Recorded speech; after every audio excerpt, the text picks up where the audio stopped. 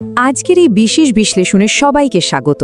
চলুন, খুব সেন্সিটিভ কিন্তু ভীষণ বাস্তব একটা বিষয় নিয়ে আজ কথা বলি। পিতৃত্ব বা মাতৃত্বের স্বাদ গ্রহণ করা মানে প্যারেন্টহুড, এটা জীবনের অন্যতম গভীর আর আবেগপূর্ণ একটা আকাঙ্ক্ষা। বলতে গেলে এমন একটা জার্নি যা জীবনের মোড় পুরোপুরি ঘুরিয়ে দেয়। কিন্তু এই রাস্তাটা তো সবসময় সবার জন্য মসৃণ বা সহজ হয় না, তাই না?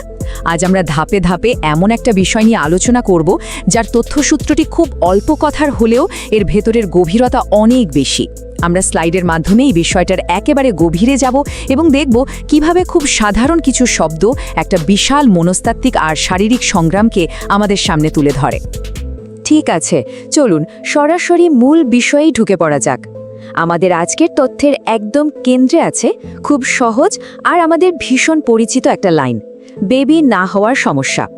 কোনো রকম রাগঢাক বা ভনিতা ছাড়াই একদম স্পষ্টভাবে জীবনের একটা কঠিন বাস্তবতাকে এখানে তুলে ধরা হয়েছে।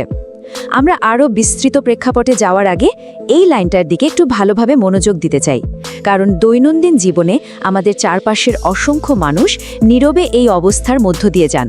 এটা এমন একটা সেন্সিটিভ ইস্যু যা নিয়ে খোলাখুলি কথা বলাটা অনেক সময় বেশ কঠিন হয়ে দাঁড়ায়, কিন্তু আমাদের তথ্যসূত্রটি কোনো ভূমিকা ছাড়াই সরাসরি মূল সমস্যাটাকেই পয়েন্ট আউট করেছে। পর্ব 1, পিতৃত্ব ও মাতৃত্বের পথ, বিষয়টার ওপর একটা বিস্তৃত দৃষ্টিভঙ্গি। এবার আমরা একটু পেছনের দিকে তাকাই, মানে বিষয়টাকে একটা বিস্তৃত বা ম্যাক্রো অ্যাঙ্গেল থেকে দেখার চেষ্টা করি। আমাদের মূল শিরোনামে এটাকে একটা পথ বা জার্নি হিসেবে আখ্যায়িত করা হয়েছে। এই যে মূল ইংরেজি phrase the path to parenthood, এটার দিকে তাকালেই কিন্তু বোঝা যায় যে এখানে একটা ধারাবাহিক অগ্রগতির কথা বলা হচ্ছে। একটা পথ মানেই হলো সামনের দিকে এগিয়ে যাওয়া। স্বাভাবিকভাবে আমরা আশা করি এই পথটা হবে আনন্দময় আর একদম বাধাহীন, কিন্তু এই বিশেষ শব্দটা ব্যবহার করে আমাদের সোর্স মেটেরিয়াল পরোক্ষভাবে একটা জিনিসই মনে করিয়ে দিচ্ছে, যে কোনো যাত্রাপথেই যেমন হঠাৎ করে অপ্রত্যাশিত মোড় বা বাধা আসতে পারে, ঠিক তেমনি সন্তান ধারণের এই যাত্রাতেও এমন কিছু আসতে পারে যা হয়তো আমরা আগে থেকে একদমই কল্পনা করি না। পর্ব 2, ফার্টিলিটি চ্যালেঞ্জসমূহ মোকাবেলা, যাকে আমরা একটা প্রতিবন্ধকতা বলতে পারি। এখানে একটা খুব ইন্টারেস্টিং ব্যাপার হলো ন্যাভিগেটিং শব্দটা। এর মানেটা আসলে কি? যখন মানুষ কোনো ঝড়ের মধ্যে পড়ে বা অচেনা কোনো রাস্তায় হারিয়ে যায়, তখন তো তাকে পথ খুঁজে বের করতে হয়, তাই না? অর্থাৎ এই বাধাটা কিন্তু এমনি এমনি জাদুমন্ত্রে দূর হয়ে যায় না, বরং এটা পার হওয়ার জন্য অত্যন্ত অ্যাক্টিভ আর সচেতন একটা প্রচেষ্টার দরকার হয়। তো সবচেয়ে গুরুত্বপূর্ণ পয়েন্টটা হলো আমরা এই ফার্টিলিটি চ্যালেঞ্জ শব্দটাকে কিভাবে সংজ্ঞায়িত করছি। আমাদের আজকের তথ্যসূত্রে বাইরের কোনো জটিল মেডিকেল টার্ম বা চিকিৎসা বিজ্ঞানের সংজ্ঞা টানা হয়নি, বরং একদম ক্লিয়ারলি দেখানো হয়েছে যে ইংরেজি ফার্টিলিটি চ্যালেঞ্জেস কথাটার আক্ষরিক এবং মূল অর্থই হলো আমাদের সেই চিরপরিচিত বেবি না হওয়ার সমস্যা। এর বাইরে অহেতুক কোনো জটিলতা এখানে যোগ করা হয়নি।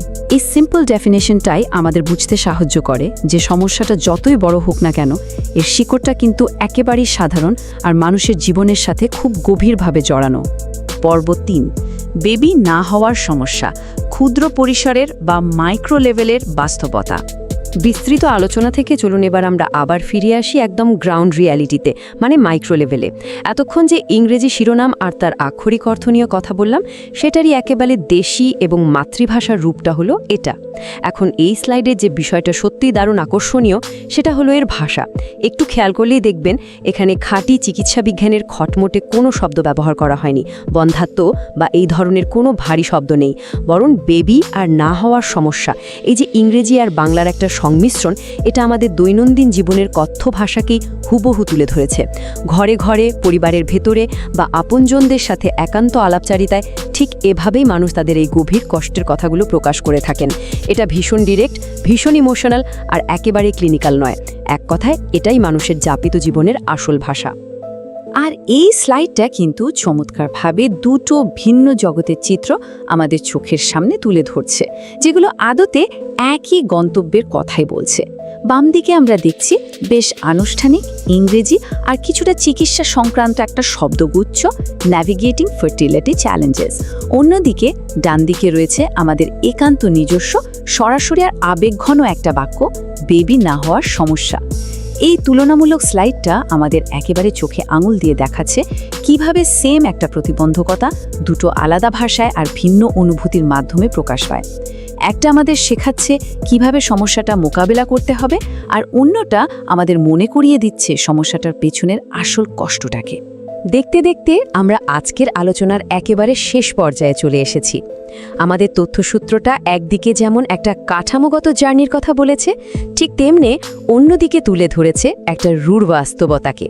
আর ঠিক এই জায়গা থেকেই আমাদের মনে একটা গভীর প্রশ্নের জন্ম হয়, কিভাবে আমরা এই পথটা অতিক্রম করা শুরু করতে পারি? যখন এই বেবি না হওয়ার সমস্যা পাহাড়ের মতো সামনে এসে দাঁড়ায়, তখন সেই পাথ টু প্যারেন্টহুড বা মাতৃত্ব পিতৃত্বের পথে কিভাবে নতুন করে দিক নির্দেশনা খুঁজে পাওয়া যায়? আজকের এই বিশ্লেষণটা কিন্তু রেডিমেড কোনো সমাধান দিচ্ছে না, বরং অত্যন্ত স্পষ্টভাবে সমস্যাটাকে আমাদের সামনে আয়নার মতো তুলে ধরেছে। তাই এই প্রশ্নটা আমাদের সবার ভাবনার জন্যই রেখে গেলাম। এতক্ষণ দারুণ মনোযোগ দিয়ে এই স্লাইড ভিত্তিক বিশ্লেষণের সাথে থাকার জন্য সবাইকে অসংখ্য ধন্যবাদ।